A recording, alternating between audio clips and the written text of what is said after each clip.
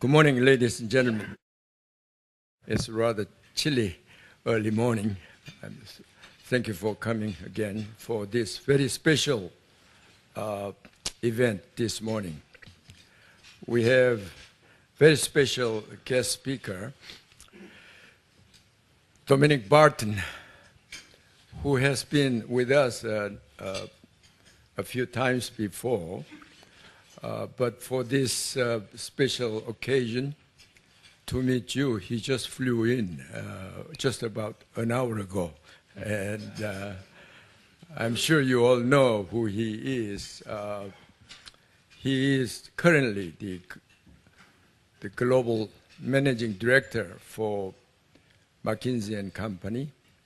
As you know, McKinsey is the most prestigious management consulting firm in the world. I know that he has been with this firm for nearly 30 years. So during this time, he has been engaged in, I'm sure, the consulting most global firms and the important governments all over the world, including the government Korea. He also actually served chairman of McKinsey Asia before, and also he was his McKinsey representative in Seoul. So he knows this region very well. The Asia and China and Korea in particular. Well, this morning he will share his insights on mega trends, which is shaping the world today and which will shape further the future, the community, global world. For mega trends, he will talk about is the rise of emerging markets, accelerating impact of technology, an aging world population. Of course, Korea is no exception to this, and accelerating flow of trade, capital, people, and data. It covers everything, but this is shaping the world, and the world will be different every day because of these mega trends. Dominic Barton has been with McKinsey, but he's a very scholarly person.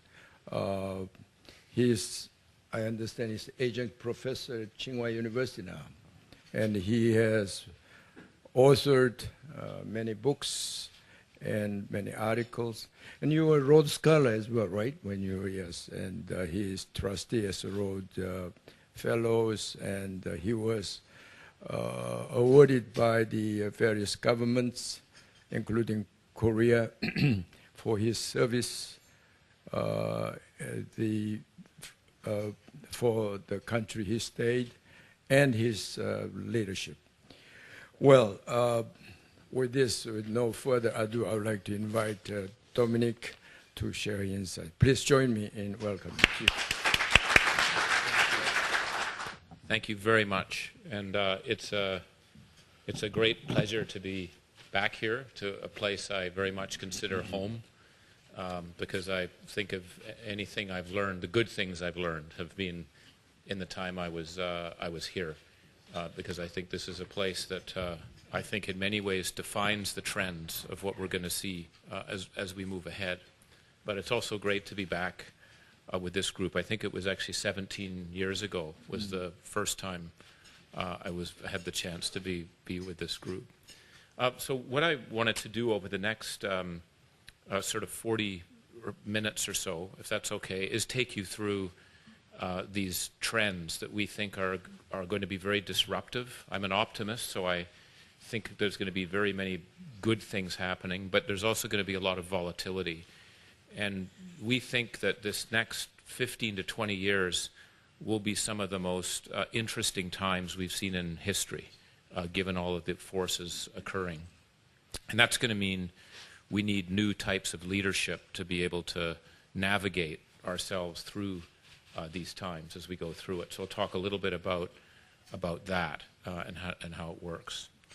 The book that you should have in front of you is this is the cliff notes, as we said, of that book. So you don't have to read the book, hopefully, after you hear this.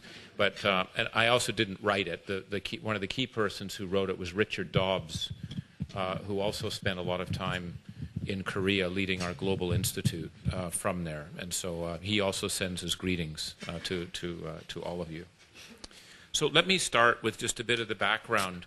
We do think this next 15 to 20 years are going to be historic, and I say that in terms of a 2,000-year time frame. And I'm not a very good historian, but what I did try and lay out are other times of significant transition that were going on in the world, back from 200 BC to 600 when the Roman Empire was at its end, the Crusades, the Renaissance, the Industrial Revolution.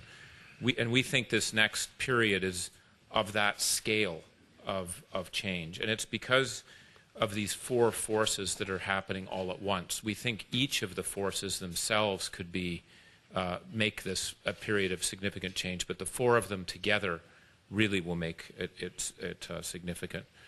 And as Professor Zhagong said, the four are as follows. It's the rise of the emerging markets. You know this better than I do. I'm going to talk a little bit about some of the implications of it. I'm going to spend more time on the disruptive technologies because I think this is the one that's shifting things the fastest. And I think we're still in the early days, but I think it's going to have profound effects on all of us.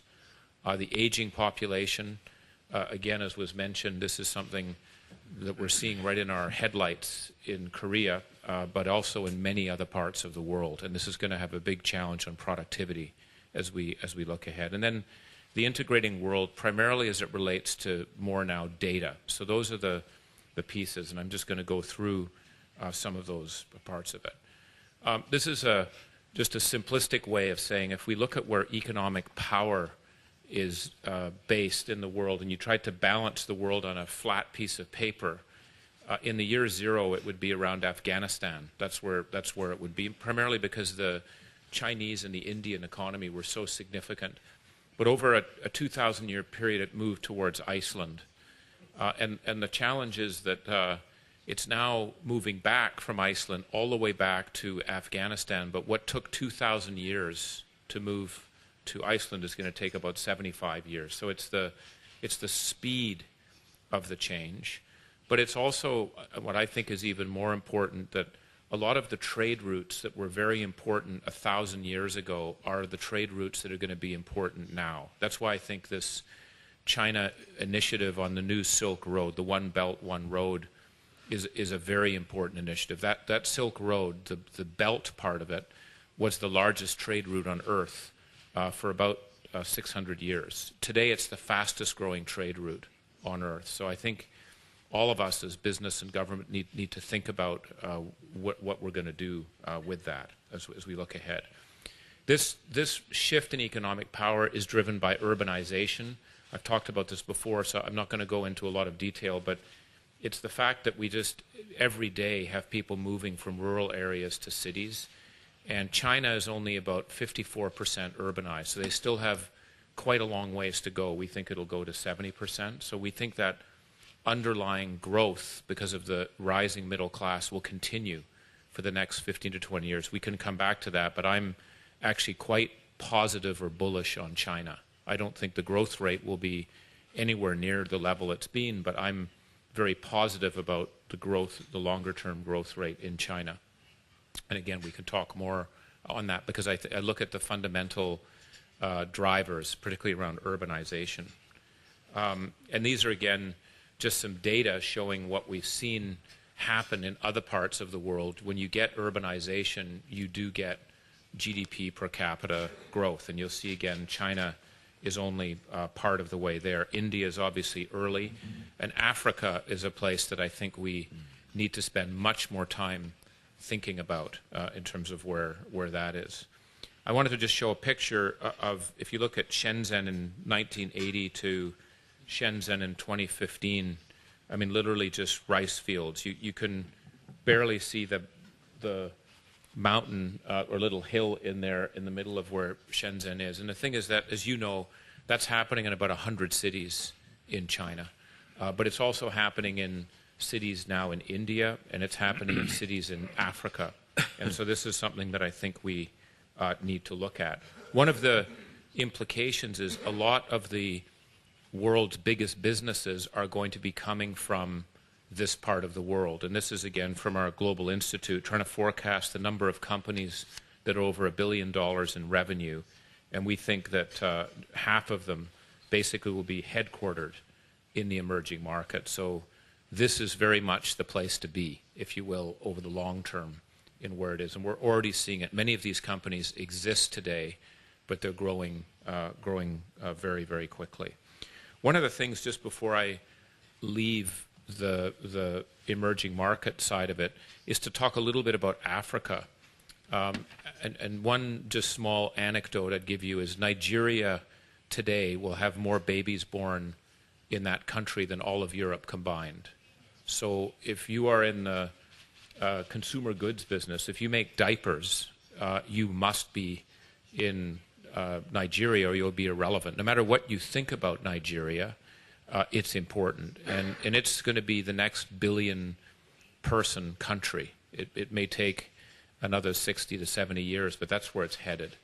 So Africa, I think actually Korea has been doing a lot on that. I know that actually the previous Korean government did a lot in developing agriculture in Ethiopia and other parts of the region.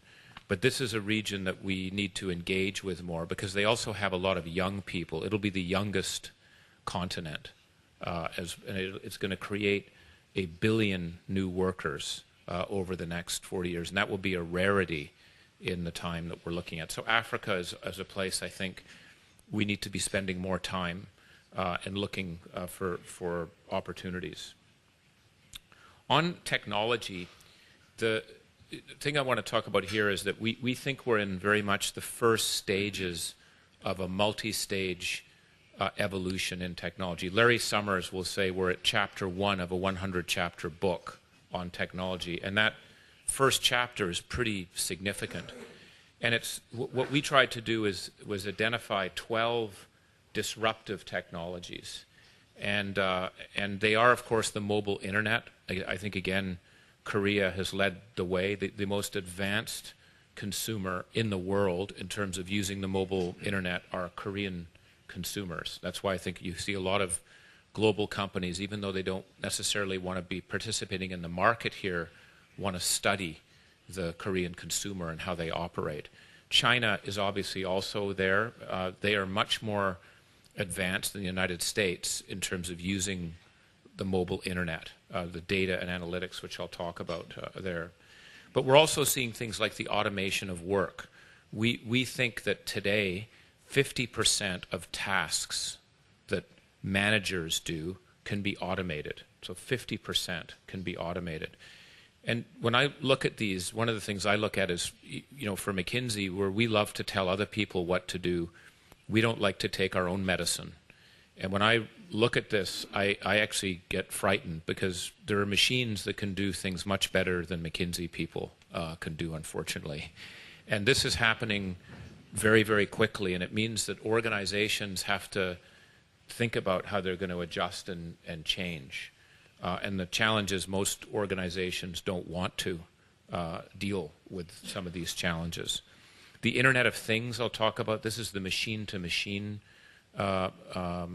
opportunity. This is very big for industrial companies. I'm going to talk a little bit about what GE is doing in that. But it also for manufacturing. It's a critical area. Advanced robotics, the autonomous vehicles, which we've heard about, the biotech. There's a whole series of changes that are going on in that. I'm very much involved in the Memorial Sloan Kettering, which is one of the cancer centers. It's based in New York, and the wave of research that's now going on because of what's happened with genomics is a huge inflection point in, again, using data and so forth. Energy storage, advanced materials, and even just how we store our energy. These are all changes that we think we have to look at. A couple of just illustrations in terms of the change. And I think there are three things in particular we need to think about with technology. One is just the power of the computer. And so one way to illustrate that is that the average higher washing machine, the Chinese washing machine that you see there, has more computing power than NASA had to send a person to the moon in 1969. So just even a washing machine has that, let alone the phones that we're using today as we look through it. The second thing that we need to think about is just the data. We are creating, as humans, every 2 days more data than we've had in the last 2,000 years. The problem is most of that data is useless, but some of the data is actually very useful. And so how we think about data as an asset, both as a company but also a country, is going to be increasingly important. So you have more power, you have more data, and we have more connections.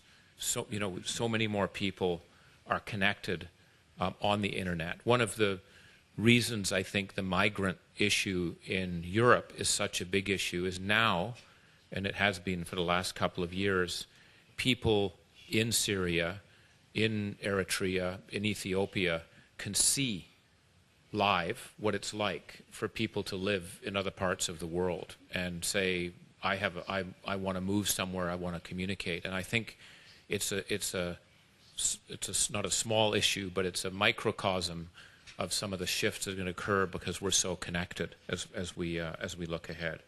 So these forces are very powerful, and I think we, as organizations, haven't yet adapted or thought about how we're going to shift it. One of the ways to look at how the computing power has moved forward is to say, how do we compare a computer to a brain? And right now, the most advanced computer is at the level of what I call an insect brain, which is not very inspiring. But insects are actually quite complicated creatures. They're very sophisticated, so it's not a small accomplishment to get there. The thing we need to look at, though, is that it's moving very rapidly. And we think about 2023, 2025, the computer will get to the power of a human brain, which I think has very significant implications for what we do. Two aspects about this. There's a company in the UK called DeepMind, and it's an organization. It's been established by a PhD neuroscientist at UCL who set it up, and he's set it up with so it's neuroscientists with computer programmers, and they're trying to build the deepest bench of artificial intelligence researchers on the planet. Google, and they now have about 500 people. Google just bought them last year for $1 billion. They have no products. They have no products. They have no services. It's just 500 people. And Google bought them because they obviously want the research. But one of the reasons why this firm went to Google as opposed to 5 other firms that wanted to buy them is because they felt Google had a very good ethics committee. Because what they're most worried about is the ethics that come with artificial intelligence. And so we're going to have to start thinking about things we haven't thought about. Another example of, say, is we're actually doing some work with the Pope, who has established a artificial intelligence ethics committee to try and understand what does this mean in terms of where we move. So this isn't science fiction. It's happening in the next decade, and something that we're going to have to grapple with. We've all heard about the Google car. I think one of the biggest implications about the car is not just that it's going to affect the auto industry, and if you're in the taxi business or if you're Uber, or transportation, it's going to affect many, many different things. one of the biggest implications of the driverless car is we're going to have much less accidents. You know, a Google car has no blind spot in it. It can see everything. And all the accidents that have occurred with the Google car are because of human error, not because of the car. But one of the significant implications of this are, if you're a cardiac surgeon, you're in New York and you've got a big practice helping with hearts, you are going to be disrupted even more by the Google and the driverless car, because unfortunately 90% of the supply of hearts comes from traffic accident victims. And I use this, it's not a very nice breakfast topic to be talking about here, but I say that because a lot of these technology disruptions may affect you in a place where you don't expect it. It doesn't coming from your area, right? The technology disruptions disrupt you from a different sector, and that's one of the challenges with this, and they just keep coming. So that, to me, is what one of the illustrations are. I won't go through all of the detail in terms of how data is going to affect things, but it is prevalent across all sectors. So if we think about healthcare, manufacturing, agriculture, I'll come to this in a second, retail, energy, these are all areas where using data effectively can help improve productivity, typically in the order of 6 to 8% a year. So it's a significant productivity improvement for a company, and we think they're also for a country, especially as we get aging populations. Banks, even though banks are highly regulated and have become even more regulated over time, many people have said these internet players will not want to go into banking because it's so difficult. We do not believe that's the case. We're seeing significant disruption, and particularly, I would argue, in the emerging markets. China, with Alipay, the number of institutions that have come online recently are very significant, but also in Africa. BBVA in Spain is, I think, one of the leading efforts, as well as Lloyds Bank, in terms of digitizing their institution. Basically, in every part of a bank, there are now attackers that are there to be able to provide services for you. It doesn't mean they're all going to be successful, but there is no question that there's an onslaught of these fintech areas. We're also going to see this in, as I said, materials. Again, I think what POSCO has been doing for the world in terms of the innovation is, this is a place to come to globally if you want to see where things change and how it occurs. But we're also seeing it in the biologics. We're seeing companies like Alcoa, which have always been an aluminum company, having to fundamentally rethink what it is that they want to be, breaking themselves into two parts, actually buying non-aluminum products to be able to serve the clients that they actually have. So again, very traditional, successful companies having to fundamentally change themselves because of changes as it relates to just material science, which is improving. On the Internet of Things, I wanted to try and illustrate this through an example of locomotives. GE would tell you, and Jeff Immelt would say himself, that he thinks the biggest transformation that GE is going through right now is this transformation from an industrial company to a software company. It reminds me a bit of what IBM went through back, and others can challenge or see what. But this shift is very significant, and one of the ways that I learned this worked for me, because I'm not a sophisticated technologist on the Internet of Things, is when he explained to me about locomotives. And he said, we are at GE very good at making locomotives. We know what sort of power in the engines. We know the latest materials for the wheels. These are very sophisticated manufacturing capabilities that we have to do it. What was a light turner in terms of thinking about analytics was, when you think about the effectiveness of a locomotive, it really is measured in terms of what's its average speed per hour. So that if you are a railway company, what you monitor, that's a critical asset, it's how fast does that locomotive go on average every hour during the day. And this may be, boring information, but the average speed of a locomotive in the U.S. is about 22 miles an hour per day. if you can increase that speed, average speed, by 1 mile an hour per day, and do that across a year, if you're someone like Burlington Northern, that will deliver you $250 million to your bottom line. That's the importance of what a locomotive does to the entire business. So what GE got worried about was what's going to happen if we're not careful is we make this very sophisticated machine, and there's going to be some software wizard that's on the outside that will develop a capability to sell to Burlington Northern. It says, we'll tell you how to use this asset more effectively, and it'll be much more valuable than the machine itself. And that's when the light bulb went off to say, we're not going to allow that to happen. We're going to own that. And that's where there's been this big push. And you see it with jet engines. You see it in a number of the... and this is where I think this is a very significant opportunity for the Korean industrial players who are quite advanced in this area, but I think we're only, again, at the early stages of what this can do, the use of analytics as we go through it.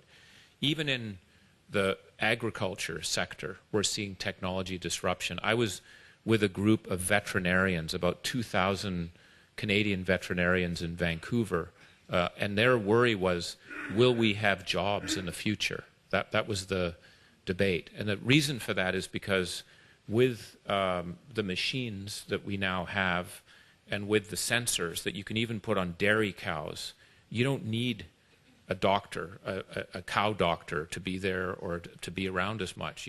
One doctor can now manage not just a herd of about 2,000 dairy cows. You can actually manage about 25,000 cows just because of the data that they have. They now have the ability to know when a cow, how quickly it chews its cud gives you an indication of when it needs to be milked, whether it's beginning to get sick, all sorts of things that we probably don't think about too much on our day-to-day basis. But if you're in the agriculture business, you do. And so again, we've already got these capabilities that are in place. And I think we can apply this also to humans, of course, in where we are. So this technological transformation, as talked about, I think is very profound. It's early, and it's going to affect all of us, and it's sometimes going to come at us from an industry that we're not expecting. And so that's what we have to be ready for. On the other hand, I think it's going to create very many new jobs that don't exist today. It's Cisco predicts that people who are in college today in the United States, 65% of the jobs they do don't exist today, but they will be developed, right? So when we just think about what this means for education. The third force is on aging. Is this okay, the speed I'm going? Sure, Yeah, fine. you can throw something at me if I'm talking for too long or too short. But the Plenty of time. okay. Yes. The third force is around this aging issue. And, again, Korea is very much in the center of it, as is Japan. And by the way, so is China. We're already seeing China, a number of our clients in China today, trying to forecast what they're going to do about labor supply. But just a few numbers to put in here. In 2050, we're going to have about 400 million people over the age of 80. And again, as I always say, as I get older, I think that's very good news for us. But you have to also realize what I think this does on two dimensions. One is it means we have less labor in the labor force unless we radically change our pension or retirement age. And what I think we haven't realized is a very large part of our productivity improvement in the West over the last 30 years has come from labor coming into the workforce, not just the productivity of that labor. So one of the biggest spurts in U.S. labor productivity, which occurred in the 70s, was actually driven by women coming into the workforce. It wasn't the technology or the productivity of those workers, it was more people.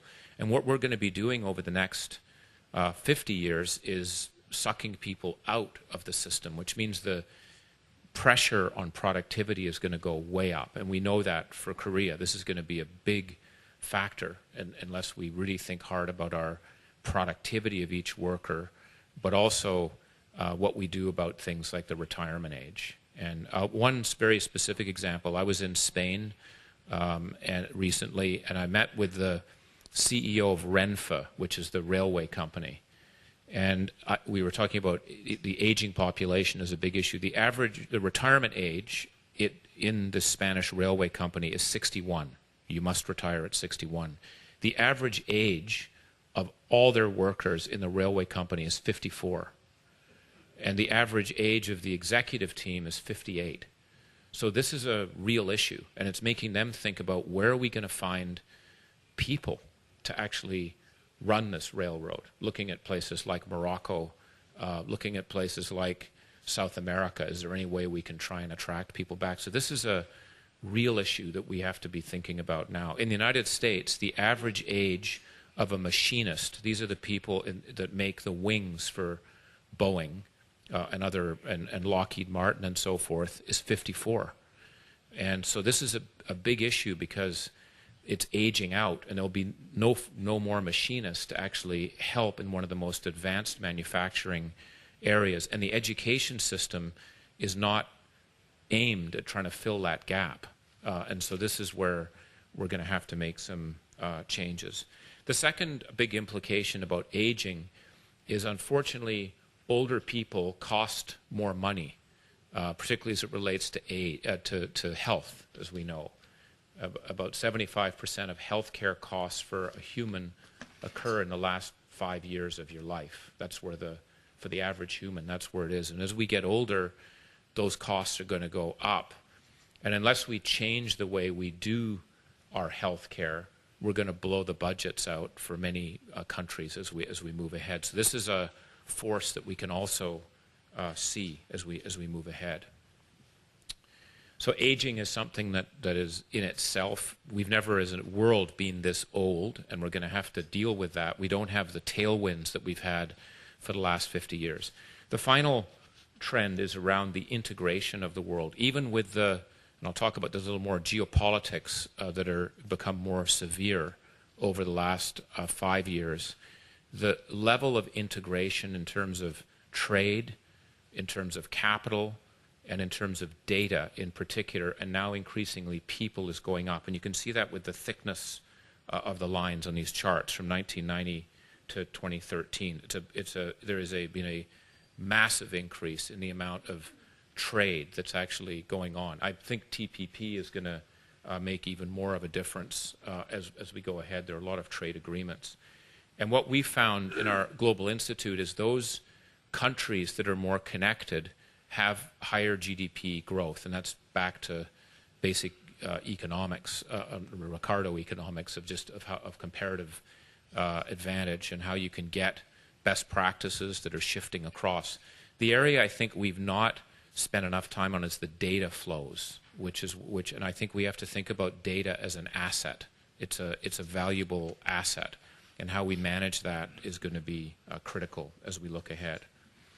I mentioned the geopolitical side of things and the social issues. Today, we have more refugees that are in the world today than we've had since World War II, and we think that's we're at the beginning of that. We think it's going to grow faster as we have more connectedness, not just the violence. It's the connectedness that's driving that. We also have significant issues as it relates to the climate, and this is one of the many areas Korea has led with the green growth initiatives and so forth. But we effectively, in 2007, just given the size of the economy, it took basically 1.5 planets a year to kind of sustain us. And unfortunately, even with some of the resource efficiency that we've put in place, we're going to move to 2 planets by 2030 and then 2050. And this is maybe why Elon Musk is so determined to go to Mars. I don't know, but we have to think hard about how this is a business issue. It's not a social issue. It's not just a government issue. Business leaders need to own this problem as well, or we're going to find ourselves in difficulty. And then we have the geopolitical instability. And one thing I would say here, and as I look at the room to many friends, in starting my career in McKinsey was in 1986. I would argue it was just before the peak of global capitalism, which was the idea that capital markets will really determine what a nation state does. And politics is interesting, but if you don't pay the right amount of respect to the capital markets, you will be punished. And to me, the epitome of that was George Soros, I think it was 1992, when a single hedge fund leader took on the Bank of England and won. You know, the idea of an individual with a hedge fund beating a central bank as established was a bellwether, and many people, including myself, were going, you see, it's the capital markets or the power. I think that has fundamentally changed over the last 5 years. Geopolitics does matter. And we are living in, I think, an increasingly challenged world when you think not just about sanctions, but the tensions that are going on. And this has implications for global organizations. So even at McKinsey, when you think about just in a very small microcosm, we have a very large Russian practice. We have about 35 Russian partners. We do work with a lot of Russian companies. The Ukrainian practice is led by our Russian office. We're not very politically correct in McKinsey. So guess what? When these sanctions occur, it actually can cause issues within an organization because of how we work. Or you think about Iran. We're an American incorporated organization, even though the majority of the leadership is not American.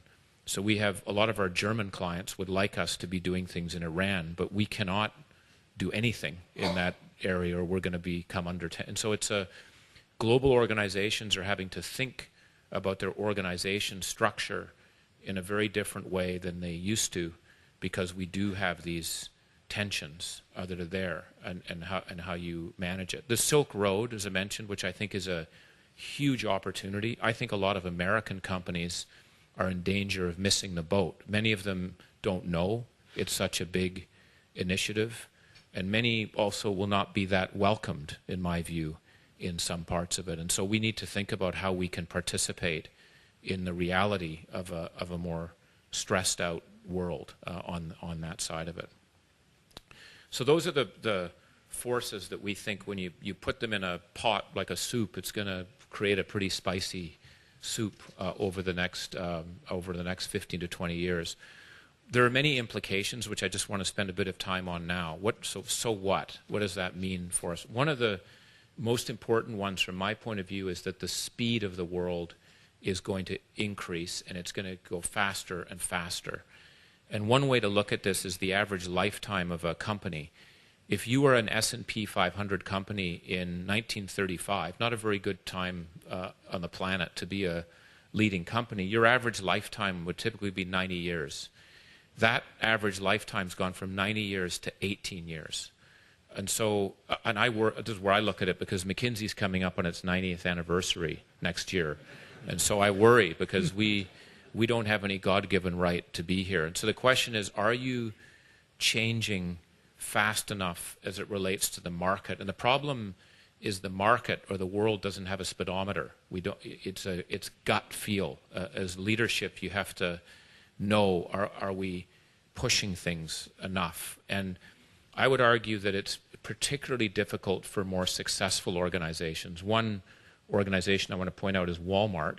I remember meeting Mike Duke at Walmart in 2010, and I always ask, I have this rule as you know, but I have to meet 2 CEOs or business leaders a day, and I asked them, what are the 3 things that you are excited about or focused on? And I asked Mike Duke, this is in 2010, and he said, the number one issue I'm worried about is technology. Technology is moving 3 times faster than management.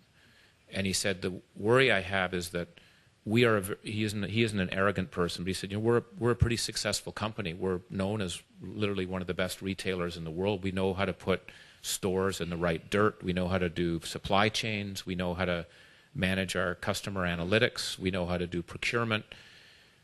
6% of our sales are now being competed with on the internet. This was 2010.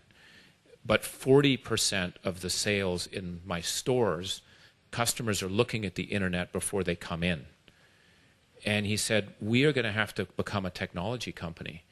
And we were talking in Bentonville, which is not exactly the Silicon Valley of the world. And he said, we're not going to find very many coders that want to live here and do things here. And I have to convince my organization that's feeling very proud and good that we have to change. And that to me is the epitome of the challenge, is how do you change an organization, particularly one that's doing well. And that's what I think we're all going to have to deal with. So we think that there are sort of 6 implications. This is more for business. I think these also apply, by the way, to government, and I'll go through that. I think the first is that it's very difficult in this world that's changing so quickly to think about broad moves. You have to think very granularly about where opportunities are. You need to spend much more on people, especially because the skill needs are changing so quickly. One of the biggest issues I hear from CEOs today, in the last 6 months, if I said, what's the top 3 issues I ask, I'm hearing all the time, how do I design an organization for the future that's more nimble, that can reallocate, that's flatter, and is also resilient, because you get crazy things happening in countries that we're not prepared for. So how do we adapt? So this flexible organization is key. And I think it was Ronald Coase who did remember the theory of the firm, I remember studying that in Economics 101, and the notion of what do you do inside the firm versus in the market. A lot of that brilliant thinking was done before we had the internet, before we had these technological changes, and I think that fundamentally means we need to rethink the model of the firm, and there are some implications on that. And then the digitization. So in granularity, I'm just going to quickly point out a couple of areas. I think, again, we look at not countries. I talked a lot about Africa and India and China, but I think the important thing is what are the cities that actually matter? Because about 400 cities are going to account for about 50% of the growth. Most of those cities are in China. So again, we look at China as 22 clusters of cities, not a country. And I think that's how we have to start looking at opportunities. So again, depending on what your product is, the ranking of cities is very, very different in terms of the opportunities. So again, we don't look at a country, we look at cities, because many of these cities are going to be like countries. Chongqing will be much bigger than Sweden in the next, in the Scandinavian economy, actually, including Finland, in the next 10 years. So these are just things that we need to look at. Talent is another one. I just want to give one example of an organization that I think has embraced this change a lot, and that's AT&T. AT&T, has 230,000 employees. They're the single largest infrastructure investor in the United States. They play a big role in the productivity of the U.S. economy. Randall Stevenson did some work on their strategy looking ahead with all of these technology change. They're right in the middle of this, and basically said that we think about 90,000 of our employees will no longer be relevant in the next 10 years. They won't be skilled properly. But rather than just say, so that's the way it is, too bad, we're going to go hire some people, you got to deal with it, he basically designed a program with Georgia Tech, an internet education company, a certification program, so that if employees in that 90,000 want to, they can recertify to qualify for the new jobs that are there. And those courses cost about $200 a month. So he owned the problem, if you will. And he didn't think that the education system was going to be able to fix it. He needed to work with the education system to be able to build it. And I think, again, if I might say, in Korea, when we think about what are the skills we're going to need over the next 10 to 20 years, and are our educational institutions producing the right skills? I would argue, as good as they are, they're probably not. And so how do we help each other? Because it can't just be, we can't just put it on the universities to figure this out, or vocational schools. Business, government, and the university have to work together to figure out how we do this, or we're going to have a big challenge. And the problem is we don't have a lot of time. Again, this is the speed side of it. We can't deliberate and think about this for decades. It's going to happen very, very quickly. We're seeing a lot of the data analytics that's being applied to HR. I've given these examples. In McKinsey, we look at about 300,000 resumes a year right? And that number will probably go up to 1 million. So we started to use machines to actually assess CVs. And we're doing it in a controlled experiment because, first of all, it's probably not very good to publicly say we use a machine instead of humans. But what we're doing as an experiment is we're taking about 20,000 of them and in parallel having humans and then the machine do it. What we're finding is some interesting things. One is the machine obviously does it 1,000 times faster. The other thing, and the quality level is even better, we find, from the machine. What's interesting is the machine's also not biased. We're finding we're hiring 10% more women through the machine than we are through the humans, even though most of those humans are women. So these are small things that we need to sort of take into account. And you're seeing a lot of, I think, a very big growth area in the data analytics as it relates to HR. And this will be even more important with an aging population because that talent is even more scarce. So it's going to be a growth area. We think the HR role is an underappreciated role. I have to say many HR people in organizations that we work with don't like McKinsey people very much. We don't seem to have very good relationships. I don't know if it's because we're trying to drive productivity or push it. We would like them to be our best friend in a way because I think they play a critical role in leadership who you appoint to be able to drive things in it. And we think it needs to play as an important role as the CFO. We call it the G3, which is the CEO, CFO, CHRO getting together. Flexible organizations. Here, the idea that you can have more than 8 or 9 people reporting to you is something that's actually quite new. If you look at Tim Cook at Apple, he has 17 direct reports. Inditex, which is the Spanish retailer, arguably one of the most successful fashion retailers in the world, the CEO there has 100 people that directly report. That's in a McKinsey organization study, we would never, ever say that. But this flatness, if you will, of leadership teams because of what you can do with technology is something that we need to be thinking about. Hire, I talked about the washing machine. They did a radical restructuring in the last several years. They basically went from they have 80,000 people in their workforce.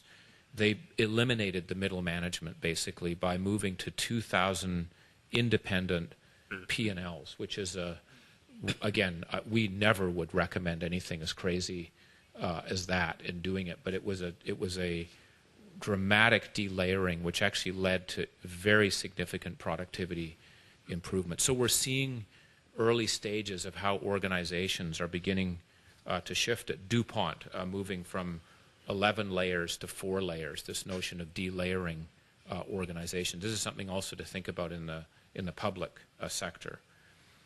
Agility is another comment I just want to make. The point here is that most organizations, when they do their plans for the next year on capital and people, look at last year's plan and add or subtract a small percentage, 2 to 3%, maybe 3 to 4 if you're being aggressive. What we found is most of the successful organizations over time are much more dramatic at reallocating, on the order of 10 to 20% of the resources. McKinsey's more in the former. We're more conservative. So we've been looking at this. The challenges of doing it is it's very difficult to reallocate 10 to 20 because in my 30 years at McKinsey, I've never seen a business unit come forward and say, I want less people and I want less capital for next year. I've never seen it happen because we're all optimistic. But in those organizations that are agile, they actually do make that shift. And it's organizations, for example, also established ones like Shell. It's not just the internet and the technology companies. Some of the more successful resource-based companies do very significant reallocations. I think there's a number of Korean companies too in the chaebol that actually also reallocate at an aggregate level more significantly. But it's something also to be thinking about. I'm, again, for the sake of time, going to skip a few of the pages. One of the biggest changes from this technology world is some of our assumptions about how business works or markets work are changing. And I'm just talking about Airbnb and Uber, and this is why GE got so concerned about the locomotives. People are building businesses without owning any assets or people. I did not learn that in my economics 101. The idea that you could build a business with no assets was not talked about too much. And you think about what these people have done and what that can do also to our businesses. And this is why, for example, I think healthcare is going to be attacked significantly in this area. The 70% of the venture capital money in California right now is focused on healthcare services disruption. There's a laser beam on this because you have a very unproductive system with a lot of demand. One example of a company, again, that's leading it is Ping An in China. This is a company, we don't talk about our clients, but it's public knowledge. I've worked there since 2003 when I moved from Korea to China. And this is a person who basically, he was a driver for the China Merchants Group in 1988, who, when the Deng Xiaoping allowed the old family businesses to come back again, he was the driver for the chairman. They were given an insurance license. So the chairman basically said, okay, for employees, said, why don't you go sell insurance? The driver sold the most. So he said, guess what? You're the CEO of the insurance company. So he became the CEO, and he built a company from 11 people to about 800,000 people. It's got about $130 billion in market cap, which is now one of the leading insurance companies in the world from data analytics. But what he's decided to go into right now is healthcare. And he doesn't do things in short steps. Rather than just studying it, he's now hired literally 1,000 doctors. 1,000 doctors. He's got an interface that consumers can then call into to say, I'm not feeling well, I've got an infection, I'm not worried. The doctors will tell them where they go to, so he's already building this base. So the speed at which people are moving to disrupt is something that we need to think about, because you're challenging orthodoxies. Resilience, I just want to talk about this. I learned from Howard Marks. He's the guy that founded Oaktree Capital in California. I think has been one of the more successful investors in debt over time. And his basic description to me was, James will have a much better view than I will on this, but that in the 1990s, if you looked at a probability distribution of returns and risk, it was a more steep probability curve. It was actually quite a good time in history. There wasn't much volatility in exchange rates. Yes, we had the 1997 crisis, but you've actually looked on a day-to-day basis. You know, the idea of the U.S. dollar moving in any significant way was just not the case. There was more stability on all dimensions.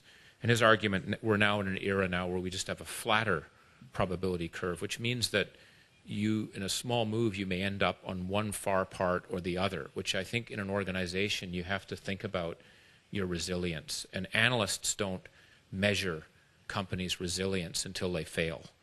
And I think that what are the measures we need to have in our organization to absorb shocks is something we need to think about. The cyber attacks, I don't need to talk about that. This is the one thing that keeps me up the most of anything that's here, just given what's happening. And again, for the sake of time, I think digitization is key. The point I would make here is that a lot of our assumptions about how economies work are being altered fundamentally by digitization. A lot of the digitization benefit, by the way, is not just coming from the consumer interface, it's actually improving operations. It simplifies and lowers the cost. A lot of the benefit from digitization is actually on cost, not just the revenue as we look at it. And we now are trying to develop what's the measure if you're a board to know how digitally enabled you are. And we've got one attempt, we call it a digital quotient, but all organizations, including McKinsey, we need to measure ourselves to know how digitally ready we are. And these, again, have not been typically numbers that analysts have looked at, but we think boards need to look at. And I would argue governments need to do this. And the reason governments need to do it is not just because of the efficiencies and effectiveness, it's because consumers are going to demand it. If I can order a car in such a wonderfully convenient way as I can with Uber, why can't I get a driver's license like that? Why can't I get health care like that? And that's sort of the push that we're seeing. Chief digital officers, we think, is a new CXO role that all companies are going to have. It's different than the CIO or the chief technology officer. Digital officers are key. And the final page, and I'm going to shut up, is when you think about all these implications on business and government, the granularity, the speed, the flatness, probably the biggest implication is going to be around leadership, because a lot of our leadership models have been built on a world which was very different. The context was different. And the only simple point I would try and make in this complicated page is I think there has to be much more focus on who leaders are than what they do. A lot of our training and leadership is around what leaders do. Where do you spend your time? How do you align an organization? How do I build a new business? How do I motivate people? They're all on what leaders do. Very little of it is on the who the person is. What's the person's purpose? How resilient is that individual to dealing with shocks and changes as they come through it? Are you able to focus when there's so many different things going on? The idea of compartmentalizing things. And these are what we call about character, and we think character is a muscle. It's not something you're born with. It's something you can work on, and you need to work on to be able to drive it. And I give one example. I remember talking to the CEO of Fonterra, the New Zealand dairy company, and he was talking about character issues. And I said, "What character issues do you have in a cow company?" And and he said, "Well, what would you do if your head of research came to you and said, we can actually get a cow to produce 25% more milk if we abort the fetus 2 weeks before it comes out?" Right? And you could say, well, it's a cow, it's not a human, so that's the way it works. And even if you think that, what might your consumers think if they find out that you're doing that to increase your milk production? And there's not a business manual that says this is a net present value is positive, therefore you should do it. You could get that, but there's a values issue that goes into it. Because if you do that, by the way, what else could you do? And what he told me was, every 2 weeks I have an issue like that comes across my desk. So these are why I think character is going to matter more in how we help organizations move ahead. And the ability to think long-term and short-term, that's what the telescope and the microscope is. I learned this from Jim Flaherty, who is the Minister of Finance in Canada. He told me if he could do it over again, he wished he'd developed that muscle better, because you get he's never done it, but you can understand, you'd get a headache if you put a microscope in one eye and a telescope in the other. But most leaders are either good at short-term or long-term. They're not actually good at both. That has implications for planning. Does a 5-year plan make sense? Or do you need a 2-month view and a 20-year view that you are adjusting as you go through it? So these are some of the character type things I think that are going to be important. So I'll shut up. I've talked for too long, but I hope that just gives you a picture of some of the changes. Oh, boy, it's fascinating. It's more fun than talking about macroeconomic numbers, just boring numbers. It's much, it's really, we're back to the future. And it's very, very interesting, and it's mind-boggling. Well, I'm sure you have any, questions and comments, and I'm sure you have many questions regarding his presentations, which is very, very fascinating. Yes, Dr. Kim, yes. Dominic, it's so good to see you, and it's so good to hear your tremendously eye-opening talk. I'm sure everybody is thinking about 100 questions to ask, but before they do that, I want to put one question. This enormous change, and you talked about the leadership character and their quality, etc., is a fundamentally very, very important issue. But all along, as the world is moving ahead so fast, what we really need more is how to manage the whole pictures together, national level and the global level. And if you think about that way, there's no progress, but if anything, it's going backwards. So with a tremendous lack of leadership at the national level and the global level, how our human race is going to handle this enormous challenge in the future? Okay. Yes. Okay. Okay. Dr. Professor Hong and then Dr. Cheung and first round. Yes. Thank you, Mr. Burton. I have a quite close friend, Dobbs, so I owe him very much. A couple of years ago, you have published that in between China's debt ratio is a quadrupled between 2007 until last year. And we know now China is expanding so vigorously various kind of project, including AIIB and the Silk Road, and also expansion of China's development bank.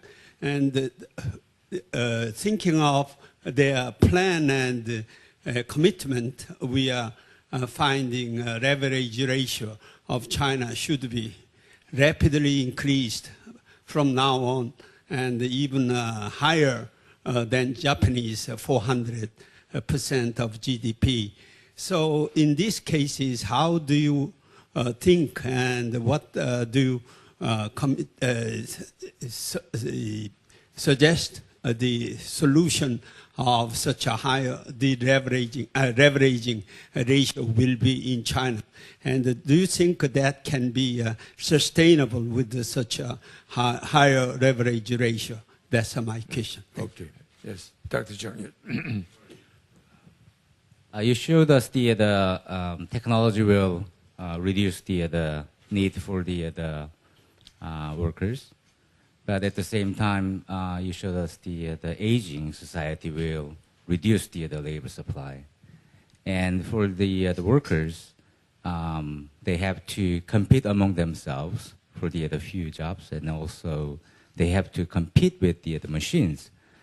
That will lead to more income inequality, and we know that from the IMF report this year, the income inequality, I mean the trickle-down effect, I mean it does not function well anymore, and so there's going to be the implications of this kind of the changes in the labor market, and also the impact for the income inequality, and also in turn the economic growth. So one might be the gap or the opposing directions. I mean mismatch in this the labor supply and labor demand.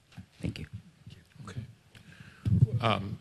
Great comments and questions. I mean, I couldn't agree with you more on the lack of, if I could call it strategic perspectives on where the world's going. And it is where I always find it fascinating to hear Henry Kissinger, again, who to me is one of the last global strategists. Maybe it's more American global strategist, but it's, whenever you hear him talk, he always starts from his picture of the world and then tries to answer the question. And I think most leaders don't do that. They're trying to focus on something specific. And what I think is we need innovation in multilateral institutions. One of the reasons I'm excited by the AIIB, to be honest, is it's going to be a instigator for change for the World Bank and the ADB. It is very difficult. Those organizations are very difficult to change given their board governance structure that's there. And what will change is competition in a sense, right, of moving things. But I don't know how to answer the question, because I just, other than to agree, because what I worry about is we need to be thinking about all these implications and what it means for instability, because we're now all going to be affected. I think the migration crisis is a example. It used to be the case a year ago, you could be sitting in Germany in your living room watching the news about what's going on in the Middle East, and it's sad, and then go back and have your dinner. But now you've got 300,000 people that are coming into the country that you're not sure how to deal. It's in your face. It's in your living room. And I think that's going to happen to more and more of the world. And the problem is we're not long-term thinkers as humans. I think we very... So the this is the dark side. What I worry about is if we don't figure out something, and I hope we don't need a crisis to do it. You know, some people say the period of time we're in right now reminds people of the pre-World War I period, when things were actually quite globally integrated. There was a lot of innovation. There were some amazing new businesses, innovations being done. There was much more connectedness, and we kind of sleepwalked into conflict. And that's what so I worry, and I don't know how, but I think we need to push to get more leadership in the sense of not being popular, but being right. But that's easy to say, being an unelected, person in that way. So I just think it's a good call out, and we're going to have to think about it. I think it relates a bit to, I might go to your question, the technology one, because I think I would go exactly where you are. I think the issue is that, technology is going to, I think, create a lot of jobs that we don't know about. I go back to the Cisco example of 65% of jobs are for people today don't exist. They will be.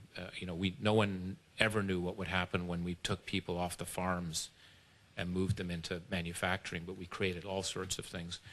The challenge, I think, is the income inequality, because it's going to be fewer people that will benefit. It's harder to take someone from a manufacturing line to coding than it is to go from a farm to a manufacturing line. And the problem is it keeps going. And so what I worry about, and part of the other issues, we talked about the changes in economics, if I could call it, from the technology shift, it's more a winner-takes-all approach. And that's in terms of companies. There really isn't in the West a competitor to Google from a search point of view. I don't mean to disrespect Yahoo and where they're there, but it's the scale of what the leading player has versus the 2 or 3 player is very different than we've seen in any other industry. And the other challenge is within a company, the wealth that the founders have or the owners have is much more significant. So again, when Google bought WhatsApp for $20 billion, that was 66 people.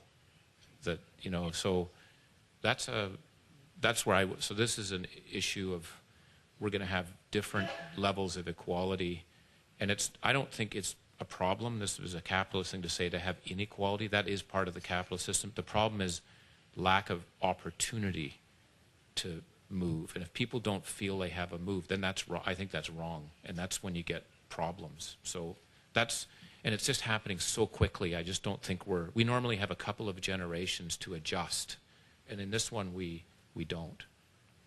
On the China one, it's a great point on the debt. I was just in Beijing last week, and we were meeting with the SASAC, the people that own the state-owned enterprises. There are about 120 of them.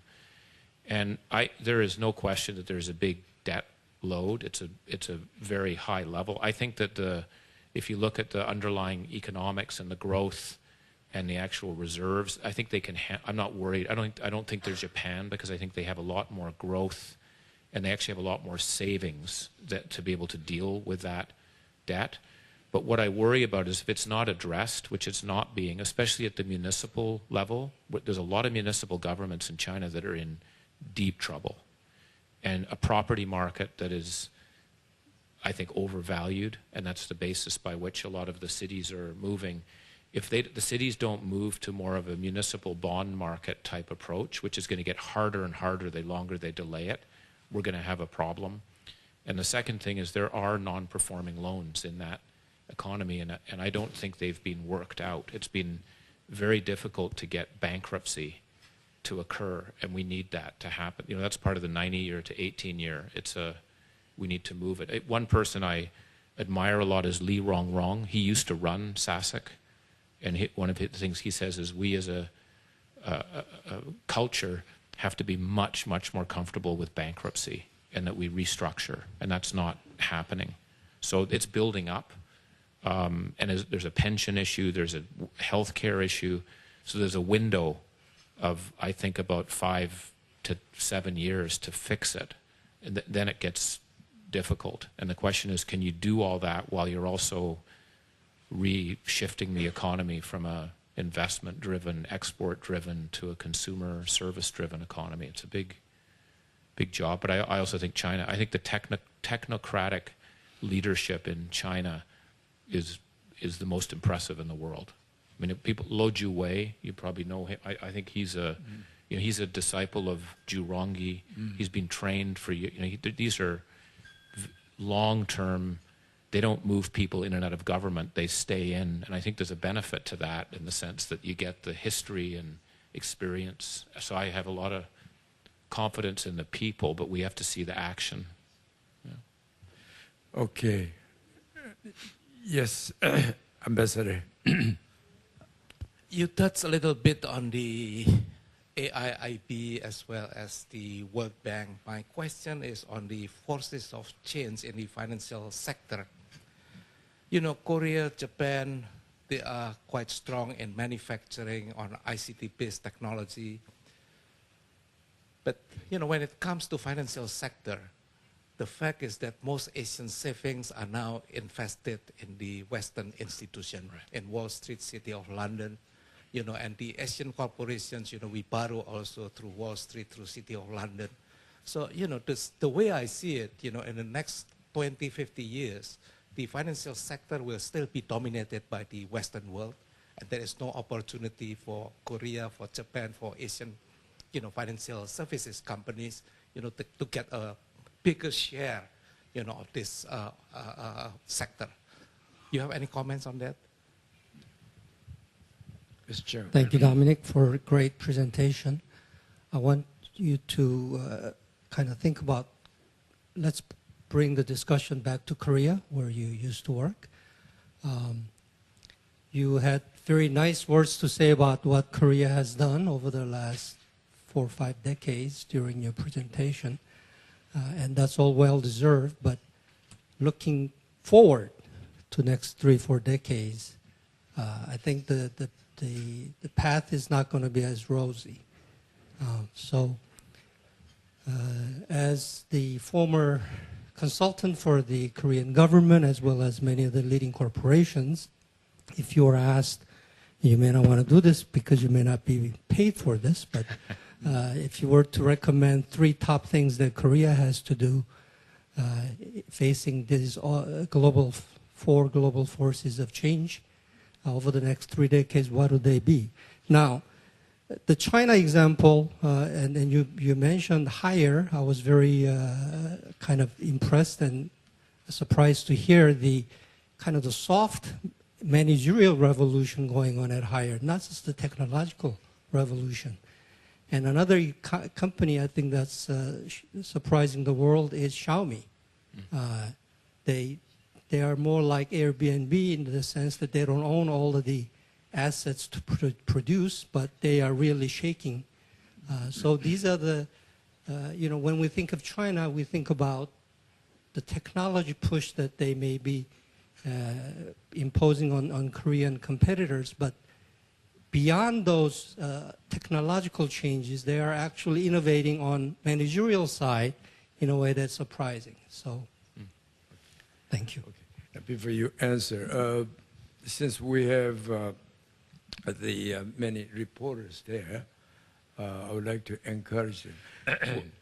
On the from the ambassador on the financial center. I mean, I've been part of a group. I'm still part of the group that wants Seoul to be a financial center. I'm still a active member and supporter of that group because I think it's I agree with you basically on current course and trajectory. It is still dominated by Wall Street and London, if you will. That's where the capital markets are working. But it doesn't make sense over the next 10. It just doesn't make sense. But I think it's our own fault here because we're not building the system.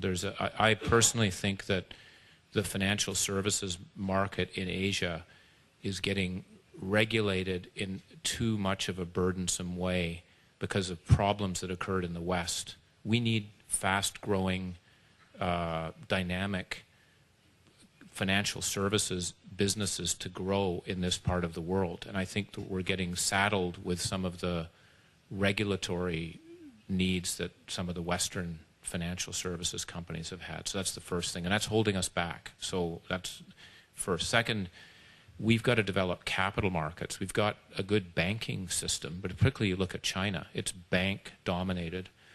And I think given the population, the middle class, the savers, there's no reason why this shouldn't have a very deep pension market, a very deep, where is the BlackRock of Asia? We've talked, there should be one. It's crazy that there's not one that doesn't exist. There should be multiple of them. So I think that governments need to be more supportive of ensuring that we grow the sector and that we can't have them in every Asian country. We don't have them in every European country. It's over. Stockholm gave up the idea of being a financial center a long time ago. So let's think about the 3 or 4 in Asia that we want to build. I think I'll come back to. I think Seoul has the opportunity to do it, but given the scale of what we have and given the proximity we have to other economies, but it's our own issue. I think we can build it, and I think Singapore to me is the prime example. Think that Singapore, and I say this with no disrespect, in 1998, from a financial system point of view, was a piece of dirt. When I was living here, we worked on that effort, but it took leadership. It took the current prime minister. It took the monetary authority to say we have an ambition, which is to become a global financial center. Many people laughed at them. They did it. They built a debt market. They built they had yield curves. They're saying, why do we need debt markets when we have a surplus? We said, well, you have to have a bond market over 20, 25 years. Many people know it. So long-winded way, I'm just passionate about it. That's why I want it, we need to build deeper financial markets in Asia, and then it will swing that way. And I think that's when and I think the AIIB and the New Silk Road and these infrastructure opportunities will fuel. That's a catalyst that could actually build it. It would be a shame if we're raising capital for Uzbekistan in London, which we probably will right now unless we get a system. So I think it's a real opportunity if we pushed it. On Korea, it's a good challenge. I'm trying to, and maybe I say you get what you pay for, which is not very good quality when I tell you this. But I would have I'd say 3 things if you push me, because I actually think these forces, a number of them are tailwinds, a number of them are headwinds. So the tailwinds, I think, is the technology shift. This should be right, as they say, in the wheelhouse of Korea, given our consumers, they love technology. They lead in how you use it. And that's the biggest driver of change, is the consumer. And I mean not just the individual consumer, but the business consumer. I think we're in the middle of the emerging markets where you can't be better positioned in terms of the region about where you are and the respect this country has. Whenever I'm traveling around the world and I meet with a lot of governments, I was in Thailand yesterday, I go all over Africa, people always ask for how did Korea do it? And you know that, you've heard it, but there is a deep respect for, and it isn't the history, it's kind of, they seem to be. We know there's all sorts of issues that pop up, but the fundamentals, so there's a lot of respect to do more. The biggest headwind, I think, is the demographics, which is going to be a big factor. And I would actually also argue, if I might, the regulation or stickiness. There's a lot of traditions that are going to need to be challenged about hierarchy, about I actually think in the government sector, even if I'm going way off the topic, or I'll probably get sanctioned by my McKinsey people. I even think when you think about what the prosecutor's office, that was a very good role back in the day for what it does. I think it scares the hell out of any government person for wanting to innovate. Who would ever want to do that when there's a high chance you're going to get investigated? Not me. I wouldn't. Well, forget it. And so we've systems that we've put in place that actually make us frightened and not want to lead, I think. So those are some things I think are tailwinds. But if you push me to the 3, I would push on. One is education reform. I think we need to have a dramatic change in how we educate, not only the vocational side, the skills for employment, where there's going to be a lot in technology. So the idea that Why do I have to go away for 4 years? Why can't I do it in a modular way? I'm working and I learn. That's more the modular approach, and we're seeing that being developed. Saudi Arabia, believe it or not, you wouldn't call them out as that they're figuring this stuff out. So how you do the education, what you educate people on, and I'd go back to K to 12, but I think it needs to really be modernized. That's the hardest group, because I think educators, and if I might, with all respect to my professor friends, I think that there's no harder organization to change than a university. There's very tough. It's brutal. Everything else is, that's sword fighting. Everything else is toothpicks compared to working in a university. But that needs to be. We need to because it's critical for the skills. So education. This whole ICT, what I'm talking about, especially the Internet of Things, this is a huge business opportunity to create new businesses. What's the next wave? And you can do it in every single sector that we have. And Korea is leading in many of the key sectors. What's the equivalent of the Internet of Things for shipbuilding? There's a lot. What is it for steel? What is it for automotive? What is it in healthcare? There's so many sectors that we already have a strong position in, that we have the assets, if you will. Let's do what GE did. Let's not give that away to someone else. Let's do it here. So I'd take this theme of, if you could call it, technology disruption, especially in the Internet of Things, and I would drive that thing like this country drove things in the 70s and 80s, in a way, because there's big businesses that will be created. And the third is I would play a stronger role in the world. This gets back to the point that Kim said. This is a country that's highly respected. You did a lot on the green growth side of things. I think about the development of Africa. Where's Korea in that, to help shape that? What about the AIIB and how we want that to actually work? I would just be playing. I think Korea could punch way above its weight in maybe thinking about some of these multilateral organizations because of the linkages that the country has. So I also would step it up from a global leadership point of view, because if you don't, I don't know who will. And maybe that's a way to then not deal with domestic issues, which in the scheme of things, if I might, this is going to be another politically incorrect thing to say, in the scheme of things that's going on in the world are not as critical. And that's why aren't we applying the great leadership energy to those issues as opposed to some of the things that are bogging people down here? Okay, yes. Good old friend there. Dominic, it's my habit to stand up for you because we're both tall guys. It's very difficult to add anything to such a robust and thorough presentation as Dominic often gives, especially when he's supported by wonderful researchers like Richard Dobbs, and please give him my best regards. But I'd like to maybe give you 3 things to take away from Korea that you may be already aware of, but you may not be conscious of. And the first one, which is just as important for everybody in this room to hear, when Dr. Il Sagong started out as a young man, Korea was a country with no money, and nobody would give us any money. Nobody would lend to Korea.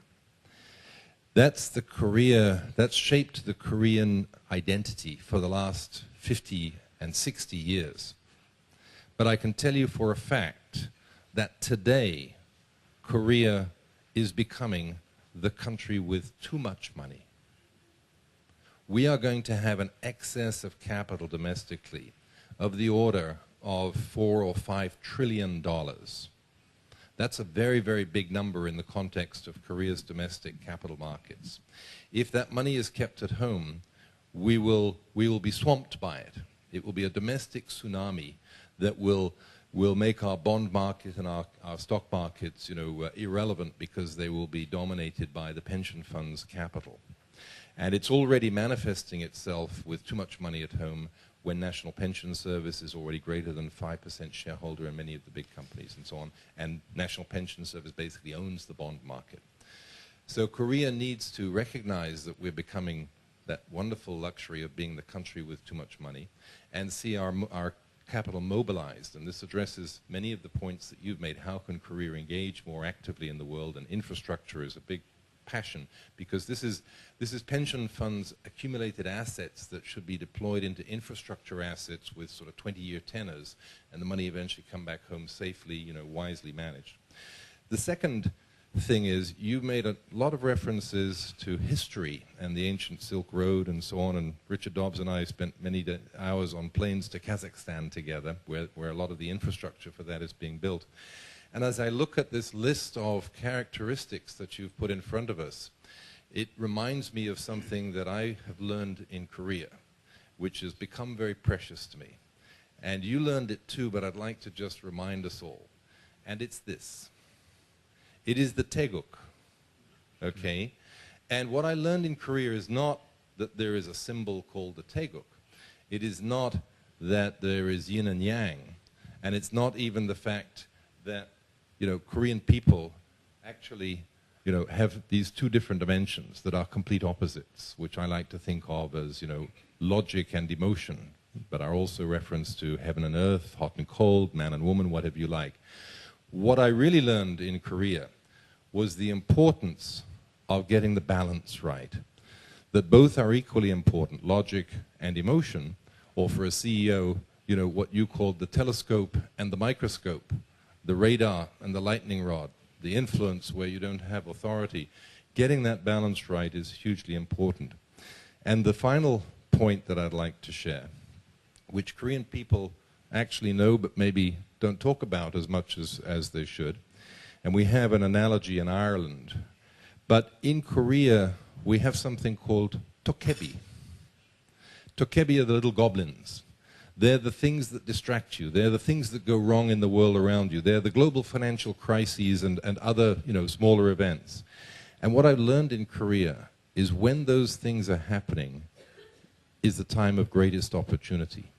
And the problem that businesses, CEOs, managers, and everybody else has, whether it's big tokebi or little tokebi, is that when they come, they get distracted by the tokebi and fail to notice the opportunities passing by in the other direction. And if there's one thing I've started to benefit from hugely is when I see tokebi jumping around, you know, something that annoys you or something that distracts you, I say, wow, there's tokebi here. Let's look in the other direction and see where that opportunity is. And trust me, every time it's there. You mentioned that volatility has become greater. Volatility is tokebi. And tokebi and volatility breed opportunity, but only if you don't get distracted by the negative dimension of the volatility and instead pay attention to the positive dimension of it. So in Korea today, we're at risk of being distracted by lots of things to argue about and complain about, right when we should be paying attention to lots of things that are opportunities passing by on this side of the train, if you like. We're watching the window out the other side of the train. Thank you. Okay, thank you. 저기 우리 예. 저 질문 좀 하십시오. 예. Hi, good morning. Thank you for your presentation, Mr. Dominic Barton. So I have one quick question for you. You didn't mention much about the impact of the ongoing turbulences of emerging markets on Korea's financial markets. Please be more specific about it. Yeah, thank you. Your good speech, hosted by Dr. Sa Gong-il. Okay, McKinsey has long traditional famous companies, consulting companies, I know. However, your companies also has I think so many failure and success case in consulting until now all over the world. In light of this respect, what kind of case will you show us example for your worst cases and great success in consulting until now all over the world? And the secondary, okay, yeah, when will be unification of Korea? And then I didn't find your background of your personal histories. Okay, may I get may I ask it in such a thank you. Sure. Yeah. I think on the emerging markets and financial markets, that one I find hard to answer because there's so many things going on. There's a divergence in monetary policy that's going on. That's affected. We have a rate shift, which I think in the last 12 months, $1 trillion has left emerging markets to go into the U.S. That's including it's money leaving and foreign direct investment, and I think that's a bigger fact. It's more related to rates than it is to the opportunity within the country. But I think that's going to continue. I'm not going to predict where rates are going to go, but when they're going to go, I will predict that they're going to go up, and that's going to lead to a withdrawal of capital, which will affect the market and will affect investments, given how linked we still are, even with the excesses that we have. A lot of that's going to be invested outside. The only thing I would keep in mind is that the biggest economic opportunities in the world are in emerging markets. I still fundamentally believe that. I wouldn't, by the way, underestimate the United States. That's a very dynamic, important economy that's there too. But I'm just saying, in terms of the shift of opportunity, and for Korean companies that do a lot in emerging markets and also in the United States, this should be a very positive thing over time. So I would be investing. I would look at it as the turbulence that James mentioned, and I would be thinking about investing. Short term, it's going to be bad. It'll be negative, but that's short term. In the medium to long term, this is the opportunity. I would be, as a pension fund, as a asset manager, I would be piling in the money into these market for the long term, because that's where it's going to go. So that, I don't know if I'm answering it specifically enough for you. I think on the on McKinsey, you're right. We've had many, failure cases and success cases. I don't know honestly which one. We work with 2,000 companies around the world. We're basically, we're not required to work with by anyone, so our only way of surviving is by reference. And what we've now shifted to is a model where we get paid on impact, and we wouldn't be around if we're not having impact, right? It's not about doing reports. It's what are the results that actually occur. The organizations I'd probably be most proud of in terms of some of the changes that we're involved in. I want to be very careful because there's management teams that are driving it. BMW, the resurgence that they've gone through over time. I'm very proud of that. If I think about a whole range of Chinese companies that we've worked with, I mentioned Ping An, going from a market cap of $2 billion to $130 billion. So I don't want to go. The failure cases I would talk about, there are a number of them, and I think that's where we've been working with an organization, but I would argue rearranging deck chairs on the Titanic. Maybe, and for the sake of the companies, I don't want to talk about. I don't think it's appropriate to talk, but there are them, and I think there it's when are we working on the real issues, or are we working on superficial issues? And we shouldn't work on superficial issues, even if we get paid for it. So that's where we make mistakes, I think, if we lose our focus on that. Well, we have to end here now, and we have to let people go to work, and also let Dominic go to work as well. And we had a fascinating time, and it's very, very useful to have the opportunity to think about the world, which is changing so fast. Our society today is just bogged down on the history textbook, and the politics seems to dominate the whole the current social scene. And I just hope our politicians hire McKinsey to learn more about the world, and so that he can spend more on more productive matters. Well, with this, we have to end, and we have to bring Dominic back more often in the future. Please join me in thanking him.